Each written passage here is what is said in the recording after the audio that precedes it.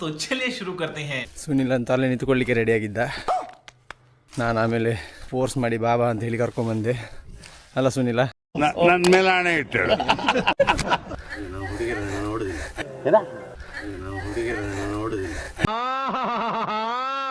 ಇದೊಂದೇ ಕಡ್ಲ ಈ ಕಾಗದಕ್ಕೆ ಒಳ್ಳೆ ವಿಷಯ ಅಂತ ನೀನು ಹೇಳಿದ್ದು.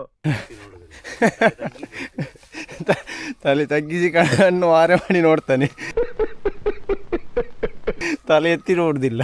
12 seconds later. ಇನ್ನು ಸಹ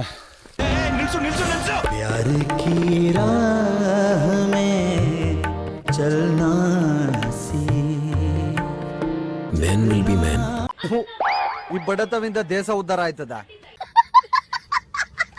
ಇಷ್ಟು ಹೇಳಕ್ ಇಷ್ಟಪಡ್ತೀನಿ. ಓಕೆ ಫ್ರೆಂಡ್, ಬಾಯ್.